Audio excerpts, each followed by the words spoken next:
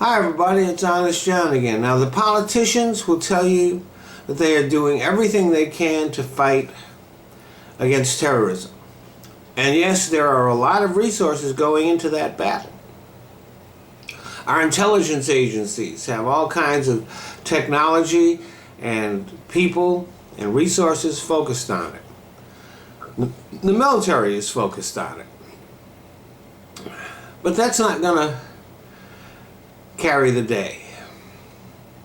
It's not enough. We can scoop up all the data in the world. We can use smart bombs and drones and high-tech weapons, but they really don't stand a chance. We can kill 1 million Osama bin Ladens and Anwar al-Awlakis, and it doesn't do a bit of good. ISIS has lost most of its territory in Iraq and Syria, but they can still inspire people to strike all over the world.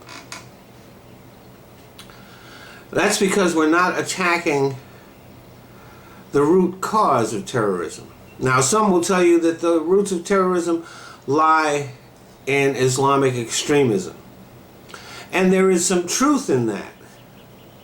But there have always been religious extremists, including here in the United States. Christian radicals have been committing acts of terrorism here for years, targeting doctors, nurses, and clients at women's health care clinics. It's been on a smaller scale, but they have been doing it.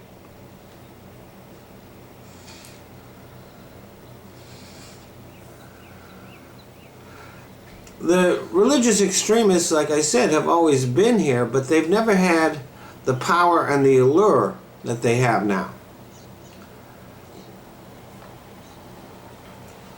And yes, the internet allows them to communicate on a much broader scope than ever before. But the alienation, the lack of hope,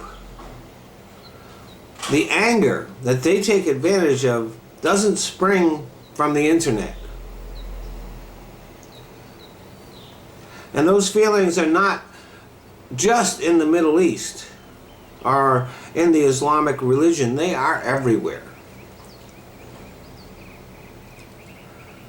The root causes of terrorism are in places where we are not even looking. They are on Wall Street, in Beverly Hills, in the Hamptons, in the offices of Citibank and HBC. They are in Paris and Washington, D.C., and the royal palaces in Saudi Arabia. They lie in the closed factories here in the U.S. and the sweatshops in China and India, because they lie in the certainty that the rich have rigged the system, and no matter what we do, we can never come out on top. They lie in the continued existence and spread of poverty, the shrinking middle class,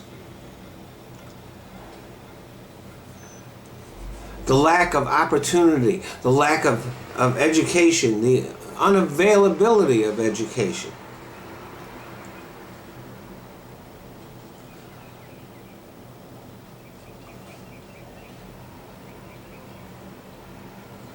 That's why we can't win the war on terrorism. That's why terrorism is spreading across the world. And right now, it's Islam that's the big bugaboo.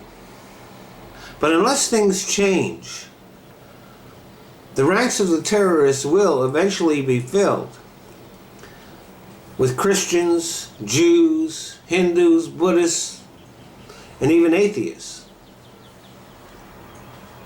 Because as long as the few amass all the wealth, and as long as everybody else knows that the system is rigged against them, that anger will grow.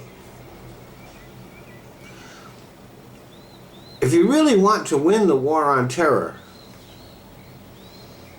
then we have to declare war on the rich. We have to declare war on the 1%, here in the U.S. and all over the world. On the Koch brothers, and the Sheldon Adelsons, and the Donald Trumps, and the Jamie Dimons, and even Bill and Melinda Gates, and George Soros.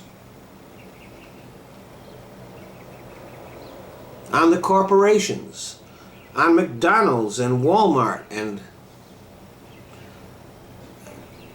Big Oil, and the factory owners, and the people who export jobs out to other places and turn them from good jobs into sweatshop jobs. We have to pry the money from their grubby little hands and spread it throughout all of society, all over the world. Here is the one simple truth that we can never get away from. Until 90% of the people in the world have 90% of the money in the world, there is absolutely no chance of winning the war on terror. Thanks for listening.